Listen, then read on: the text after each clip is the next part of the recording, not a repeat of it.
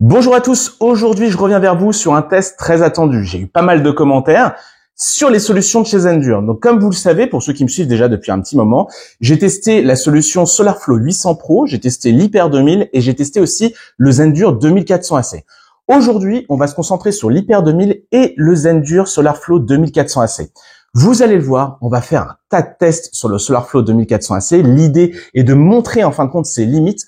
On va essayer de l'emmener dans ses retranchements en sachant qu'on m'a posé beaucoup de questions sur la prise hors réseau pour savoir comment elle fonctionnait, est-ce qu'elle était vraiment hyper rapide, instantanée et comment ça se passe au niveau des coupures. Écoutez, dans cette vidéo, si vous avez des questions sur ce sujet, regardez-la jusqu'au bout, vous aurez toutes vos réponses. On va commencer tout de suite, on va aller voir directement sur la tablette, on va aller sur l'application, on va aller se connecter en fin de compte sur la maison de chez ma mère. Vous l'avez déjà vu, vous avez vu que j'avais posé un système Hyper 2000 là-bas avec deux batteries AB2000S.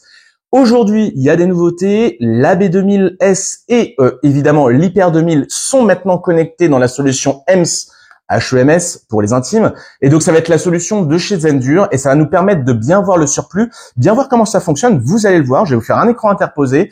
Et puis ensuite, on ira voir la solution du SolarFlow 2400 qui est juste à côté chez mes voisins.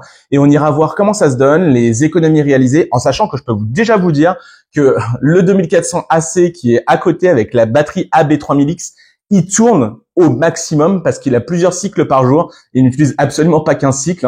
Et puis, on en parlera justement des avantages. Eh bien, la magie du tournage, nous voilà déjà sur la tablette. Donc, comme vous pouvez le voir juste ici, on a la solution de l'Hyper 2000 avec les deux batteries AB2000S de chez ma mère.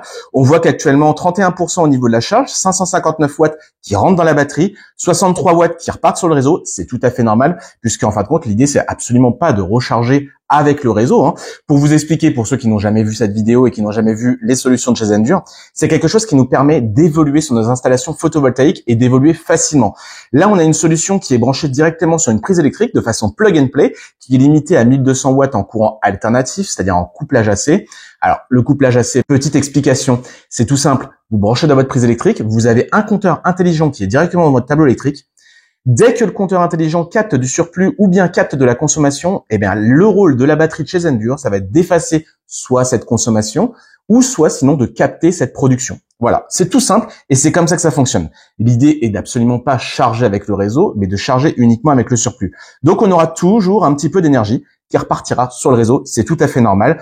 Pour vous dire ce que je vous dis par rapport à l'Hyper 2000, c'est valable pareil pour le SolarFlow 2400.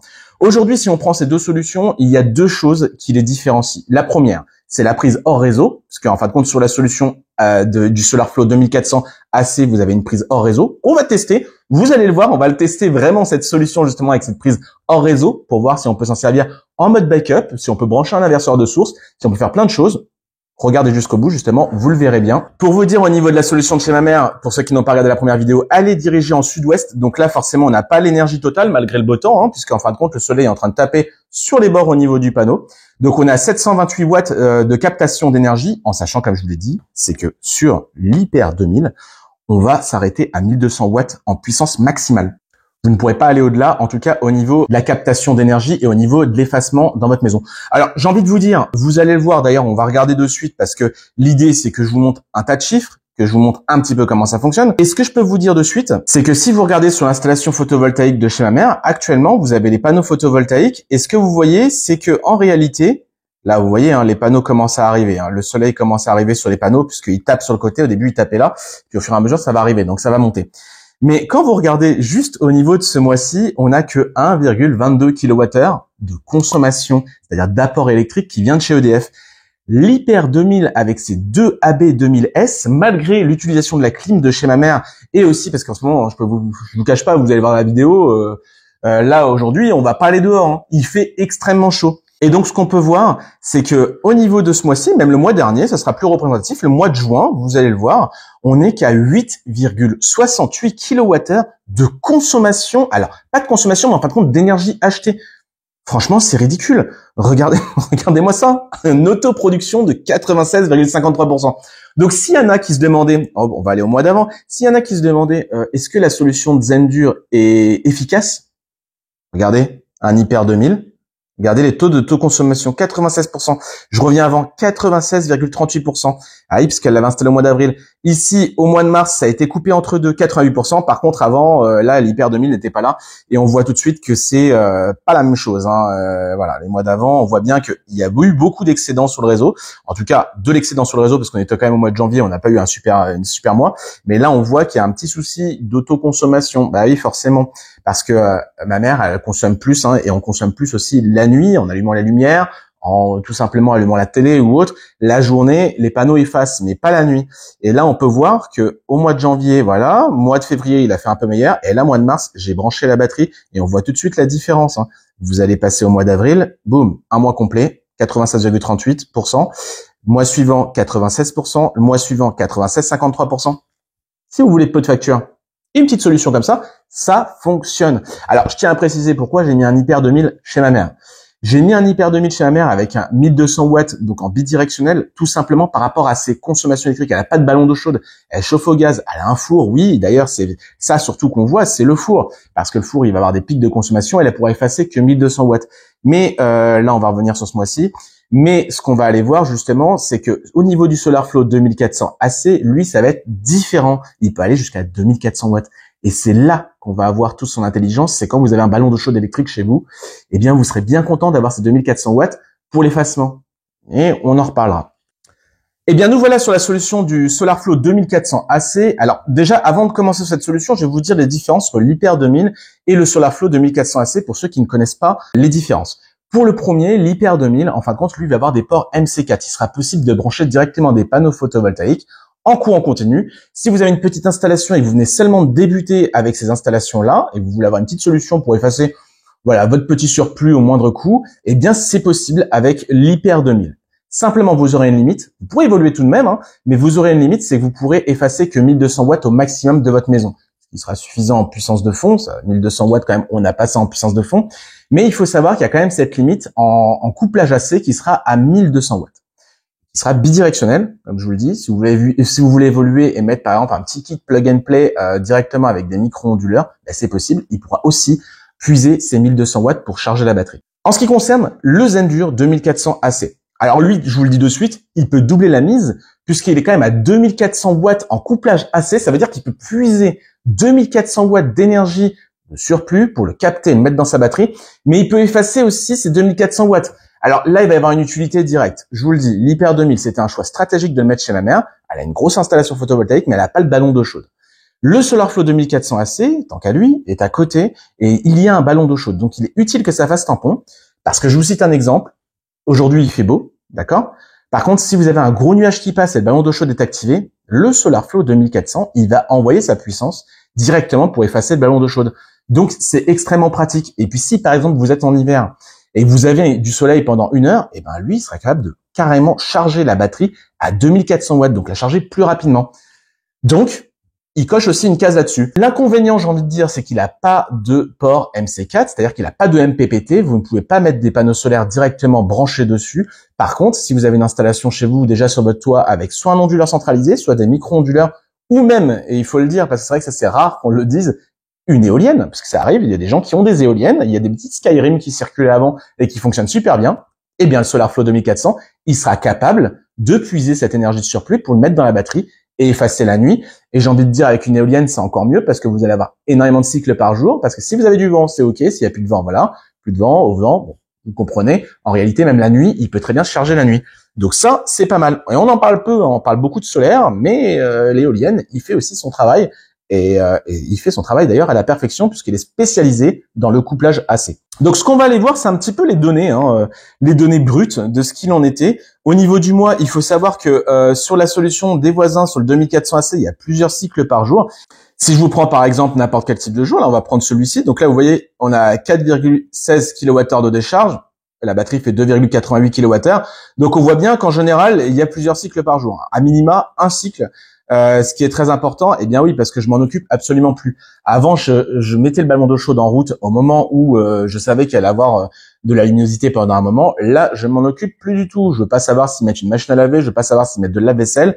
On laisse tourner et le Zendur 2400 AC, il fait son boulot de tampon en permanence. Donc forcément, en fait, on a une petite batterie qui bosse beaucoup. Là, on voit 4,16. Ici, on a même 4,22. Vous voyez, de décharge à la journée. Hein. Et donc, en fait, il fait son boulot tous les jours. Et là, aujourd'hui, on en est à... hier, on a fait un petit cycle hier, tranquillement. Donc, il a dû tenir quasiment la nuit. Par contre, là, vous voyez 4,41 au niveau de la décharge le 1er juillet. Donc, ça veut dire qu'il y a eu de la consommation et il y a eu pas mal de choses qui se sont passées durant la journée. Je m'en suis absolument pas occupé. Voilà. Ce qu'on peut voir aussi, ce qui va être important, c'est au niveau des jours, c'est que, à mon avis, là, on a les nuits qui sont relativement courtes.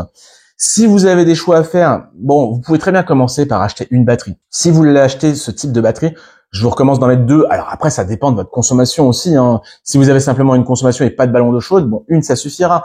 Mais si vous avez un peu de ballon d'eau chaude, des choses, sèche-linge, climatiseur, pourquoi pas, la nuit, si ça tourne haute, eh ben, je vous conseille directement d'en acheter plusieurs. Hein. Comme ça, vous êtes tranquille. Et puis, en plus, vous savez, en hiver, hein, là, on est sur les jours les plus longs et en hiver, on sera sur les jours les plus courts. Et là, si on a du soleil, c'est toujours intéressant de capter plus d'énergie et de stocker directement dans sa batterie. Là, on peut voir, par exemple, cette nuit, ça a tenu jusqu'à 1h35. Donc, vous voyez, tout le reste de la nuit, là, c'est le réseau. Hein. On va aller sur le réseau. Là, on peut le voir, hein, 1h35, tac. Là, il y a le réseau. Et puis, vous voyez qu'au niveau de la consommation, 439 watts, oui, beaucoup, parce qu'en fin de compte, il fait chaud, très chaud. Et ce qui se passe, c'est qu'ils ont beaucoup de congélateurs. Donc, les congélateurs sont en route. Et en plus, j'imagine qu'il y a des ventilateurs aussi. Donc là, c'est dommage parce qu'on perd de la puissance. On perd de l'économie, là. Je vais répondre à quelques questions avant de passer au test fatidique, c'est-à-dire à tous les tests qu'on va faire sur la 2400 AC. Vous m'avez posé pas mal de questions. Il y a eu pas mal de commentaires. J'ai répondu comme je le peux. Aujourd'hui, justement, je vais vous proposer quelques tests. Là, j'ai déjà mon groupe qui est juste à côté. On va faire un test avec un climatiseur. On va faire des tests aussi avec la voiture électrique, des tests de charge. On va faire un test avec la télé OLED. Vous allez le voir. Je vais vous faire 3 tests qui vont vous donner justement la fiabilité de la batterie. Mais je voudrais qu'on parle un petit peu justement des questions qui sont répétées, des choses qui sont demandées, les interrogations qui ont été données. Alors, on m'a posé une question, on m'a beaucoup demandé qu'est-ce que je pense de SolarFlow 2400 AC, est-ce qu'il est meilleur que la concurrence? Alors, je vous le dis très clairement, et ça va être très rapide, aujourd'hui, je vous le dis un grand oui pour une seule et bonne raison. 2400 watts en couplage AC, avec un groupe batterie, et je peux vous le dire, je l'ai observé en termes de recharge, c'est très fiable. On a toujours ces 2400 watts. Si j'active le ballon d'eau chaude à côté, alors qu'en réalité, il n'y a pas assez d'énergie, il va m'envoyer tout de suite, instantanément, ces 2400 watts. Donc, en réalité, c'est parfait. On est sur une puissance stable et avec un seul élément de batterie. Donc ça, je vous dis un grand oui. Et j'ai pu tester pas mal de systèmes et en fait, aucun système ne propose 2400 watts de façon plug and play avec responsabilité. Je le redis, avec responsabilité. Je vous l'avais déjà dit dans la première vidéo. Essayez de me faire une ligne directe. Mettez carrément des fois directement dans le tableau électrique, vous le branchez, vous faites ce que vous voulez, mais sécurisez au maximum vos installations. Si vous n'êtes pas sûr de ça, baissez un peu la puissance. Hein. Ne mettez pas en surchauffe votre prise. Moi ici, il n'y a qu'un groupe à côté. Mais si vous mettez par exemple 3, 4 éléments et qui va tirer pendant des heures 2400 watts, voilà. Je peux juste vous dire, et ça je vous le dis toujours, soyez responsable de ce que vous faites. J'ai une autre question pour me demander, est-ce qu'on peut faire des économies avec? La réponse est oui, on peut faire des économies, bien évidemment. Pensez à une chose, vous n'allez plus avoir d'électricité à payer durant la nuit. Vous avez vu chez ma mère, Hyper 2000, taux d'autoconsommation 96%. Vous vous rendez compte?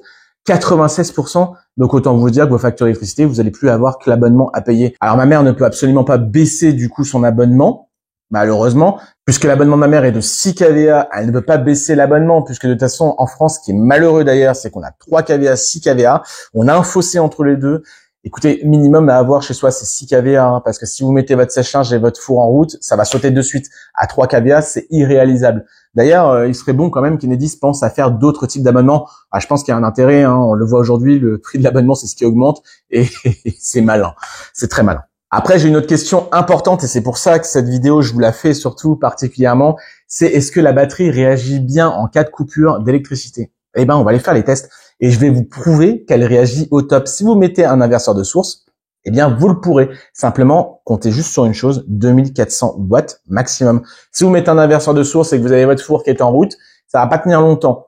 Ça va tenir un temps. Par exemple, votre four plus la conso de la maison, vous allez être à 3000 watts, vous allez avoir un passage pic qui va tenir. Mais si ça dure trop longtemps, la sécurité de la prise se mettra en route. Donc, quand vous êtes en couple d'électricité, soyez raisonnable. Allez, on passe tout de suite au premier test. Ce que je fais, je vous rapporte le petit groupe climatiseur et on va regarder ce que ça donne par rapport au compresseur interne. Je mets la batterie en place et vous allez voir que franchement, très honnêtement, je vous le dis déjà, je vous spoil, je suis convaincu que tout ça, ça va tenir. À tout de suite. Eh bien, nous voilà pour le premier test. Ce qu'on va faire, c'est qu'on va faire le test de façon hors réseau, comme je vous l'ai dit. Déjà, je vous le dis, aujourd'hui, en ce moment là, je fais tous mes tests en intérieur. Je fais mes vidéos en intérieur parce que, vous voyez, je vous ai ramené ça exprès. Je vous le montre. Il fait exactement 39,1 dehors, 21,7 ici. Heureusement, on a la clim. Heureusement, il y a du soleil. Heureusement qu'il y a les panneaux. Parce que très franchement, c'est invivable dehors. Vous savez de quoi je parle si vous me regardez. En ce moment, je sais pas ce que ça va donner. Je me suis plaint pendant l'hiver parce qu'il a fait mauvais. Et là, on arrive en été. Et il fait extrêmement chaud, 39,5. Vous voyez, c'est en train de monter. Je débranche tout ça et ensuite, on passe à la suite. Bien, c'est parti. Ce qu'on va faire, c'est qu'on va faire le test. Donc, avec le groupe climatiseur qui est juste à côté de moi, l'avantage et l'inconvénient des groupes climatiseurs comme ça, c'est que c'est des groupes de premier prix. Et donc, du coup, ça va demander tout de suite un courant d'appel. Et on va le voir, c'est comme les réfrigérateurs. Les anciens réfrigérateurs, pour vous dire aussi, demandent un courant d'appel. Donc, c'est important de voir si la batterie va suivre. Ce qu'on va faire, c'est que je vais le brancher tout de suite sous la prise hors réseau. Il est branché, donc ça a bipé. Pour le moment, le compresseur n'est pas activé. Je vais activer tout de suite le compresseur. Donc, je vais baisser. Bah là, il dit qu'il fait 23 là, l'endroit où il est. On va appuyer. On va le mettre en route. Il vient de s'allumer. On va regarder sur l'application. On voit que ça n'a pas noté le courant d'appel. On voit juste que bah là, maintenant, ça reste stationnaire. 543 watts dans ces eaux-là. Et donc, ça veut dire qu'en réalité, la batterie a fait en sorte de d'effacer ce courant d'appel. Donc là, il n'y a pas de problème, même pour un groupe climatiseur, parce qu'on m'a demandé, en fait, si je fais ce test-là, c'est qu'on m'a demandé pour des pompes à eau ou des choses comme ça. Bah, c'est exactement pareil. Hein. Une pompe à eau demande un courant d'appel, bon, dans la limite du possible, évidemment, mais la batterie le donne sans aucun problème. Alors, c'était juste ce premier petit test, puisqu'on me l'a réclamé. On va laisser un petit peu tourner parce qu'il est jamais bon, en fin de compte, d'arrêter tout de suite un compresseur. Il faut le laisser un petit peu tourner. Alors maintenant, ce qu'on va faire, c'est qu'on va aller faire rapidement le test numéro 2 sur la télé OLED. On m'a posé des questions pour savoir la stabilité de la batterie quand elle est en réseau et quand il y a une coupure d'électricité. Alors plein de gens m'ont dit, est-ce qu'avec cette batterie-là, par exemple, on peut mettre un inverseur de source ou autre? La réponse est oui. Vous pouvez vous laisser tout le temps activer la prise sur le côté et s'il y a une coupure de courant, avec l'inverseur de source, la maison va consommer de ce côté-là. Évidemment, par contre, vous êtes limité à 2400 watts. Ça, faut bien le comprendre. Là, ce que je vais aller faire, c'est que je vais brancher ça sur ma prise électrique. Je vais brancher la télévision OLED. Et une télévision OLED, c'est très sensible en fin de compte, à l'électricité. On va la brancher de l'autre côté et puis on va débrancher là et on va regarder ce que ça donne. Je vous dis à tout de suite. Je vais éteindre ça. Ça devrait être suffisant. Et on va aller voir ce que ça donne. On se trouve pour le test numéro 2. Alors, ce qu'on va faire, c'est qu'on va faire fonctionner la télé OLED avec la batterie. J'ai tout branché, il y a une multiprise, il y a aussi la switch qui est dessus. Bon, peu importe. Quelques petits éclairages, le FlixView. Bon, nous, ce qui nous intéresse surtout, ça va être la télé. Pour l'instant, elle est en fonctionnement. Donc, on voit qu'il y a beaucoup de noir. Et l'avantage de la télé OLED, c'est une 65 pouces. Mais là, vous voyez qu'elle consomme que 94 watts. Donc là, jusque-là, tout va bien. Ce qu'on va faire, c'est qu'on va se la mettre déjà en connexion en réseau. C'est-à-dire que je vais prendre la prise, ça c'est justement la prise de la Zendur, d'accord? Et ça c'est juste une rallonge qui va jusqu'à ma prise électrique là-bas. Je vais connecter et là va passer en mode backup. Donc ça veut dire que pour le moment, elle va se connecter, elle va se laisser un tout petit temps, mais en réalité elle va être relativement rapide, vous voyez, hop, directement. Là elle se met tout de suite à charger, puisque c'est isolé à l'intérieur au niveau du bypass, donc il n'y a aucun souci. Elle se met à charger 1500 watts, puisqu'elle voit qu'il y a du surplus. Mais là, comme vous pouvez le voir, le surplus est chez mon voisin, donc il y a eu un petit pic de descente, mais mon onduleur est en train de compenser. C'est un détail. Mais là, on va revenir voilà à 4000 watts à peu près de renvoi avec les panneaux de mon voisin. Là, on a 1500 watts en termes de charge de la batterie, donc elle alimente aussi la télé. On est bien d'accord. Si on va dans les appareils, on peut voir, on va peut-être mieux le voir ici, et puis peut-être c'est plus sympa de le voir là qu'en HEMS pour cette occasion-là. Là, on voit qu'elle est en chargement, et en réalité, elle est en entrée totale 1610. Forcément, elle efface la télé. En fait, 90 plus ou moins jusqu'à 1500 est égal à 1611 watts. Donc là, on voit que la télé, aucun souci, elle fonctionne. Ce que je vais faire, c'est que je vais débrancher brutalement, en sachant que quand je vais débrancher, en plus, on est déjà en chargement. On va regarder si ça scintille. Il faut savoir que les télé OLED sont ultra sensibles aux coupures d'électricité ou aux choses qui se passent mal. Elles sont hyper réactives. Attention. Ah, il s'est strictement rien passé.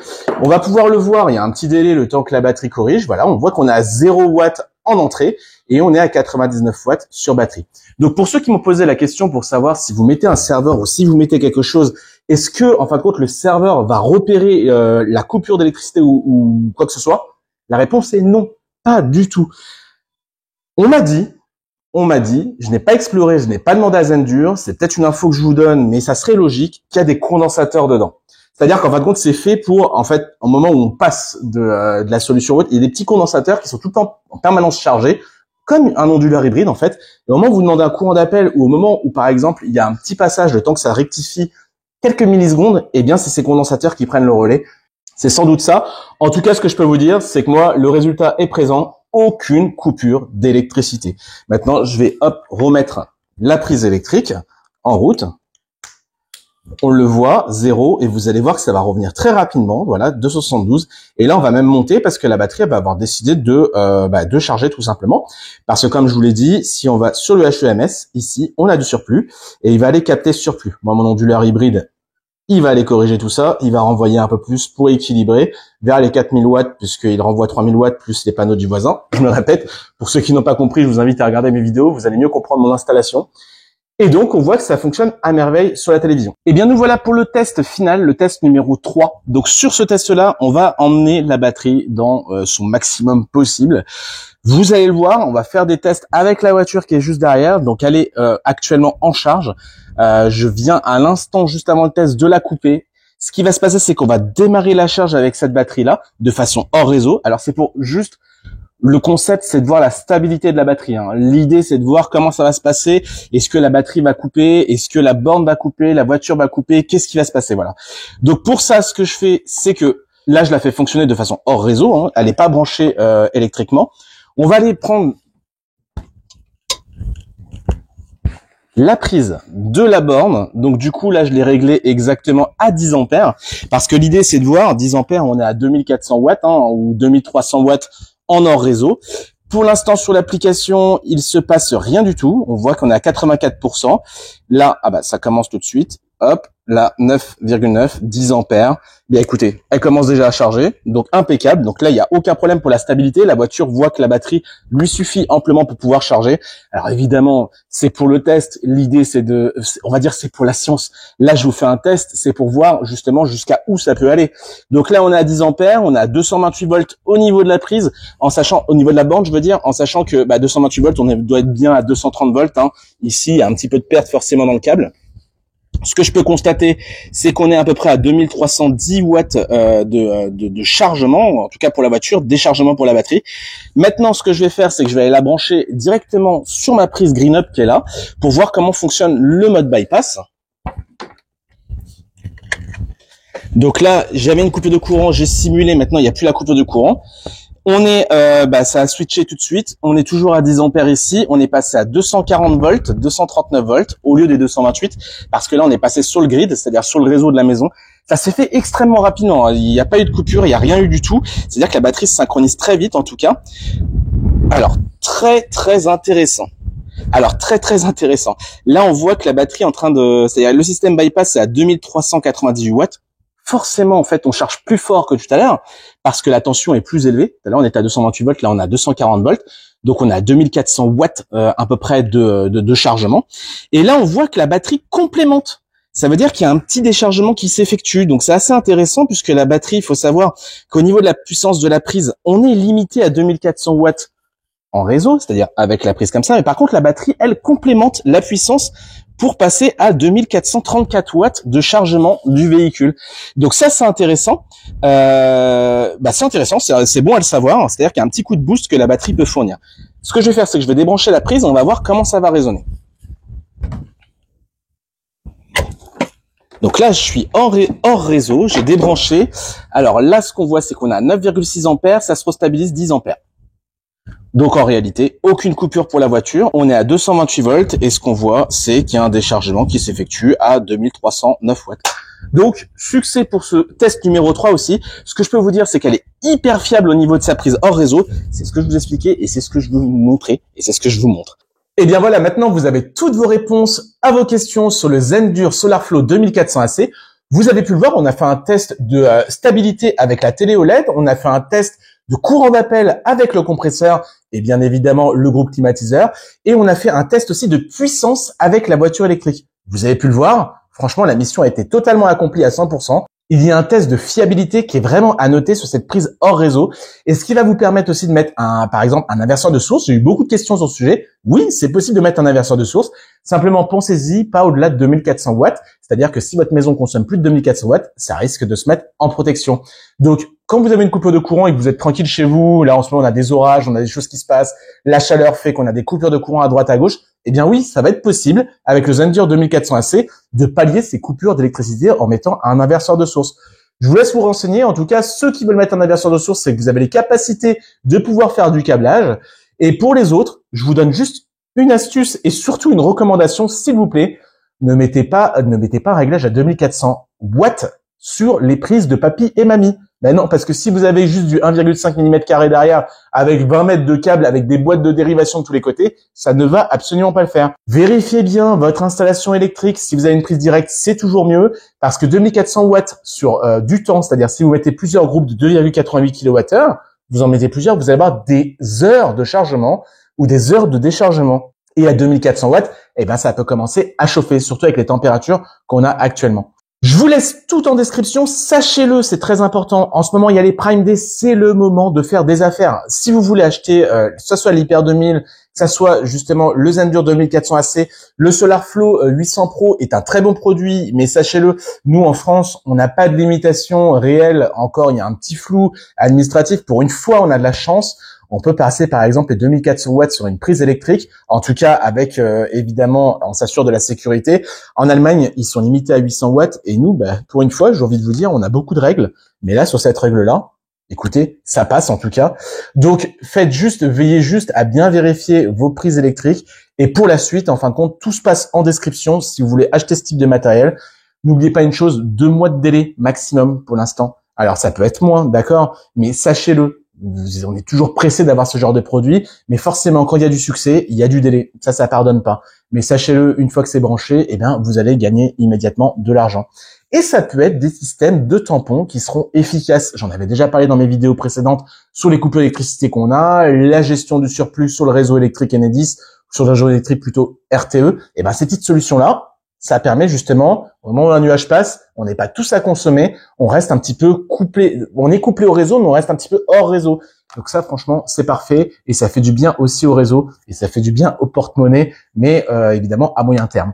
Voilà, je vous remercie à tous d'avoir regardé la vidéo. Je vous remercie à tous d'être aussi nombreux que vous l'êtes actuellement. J'ai fait des petites vidéos qui n'ont pas forcément intéressé, mais c'est des vidéos, que ça soit sur le robot tondeuse ou autre. Je fais un petit aparté là, pour ceux qui sont encore là et ceux qui sont abonnés à ma chaîne. Eh bien, ça a intéressé quand même certains et je vous avoue que moi j'adore les nouvelles technologies, donc peut-être que je proposerai ce genre de vidéo, mais on va rester concentré quand même sur les produits photovoltaïques. C'est la chaîne. Et puis comme vous le savez, mon slogan c'est ici, on n'attend pas le futur, on l'installe. Eh bien, les robots tondeuses, c'est le futur et nous ce qu'on fait, c'est qu'on l'installe. Allez, je vous dis à très vite pour une nouvelle vidéo.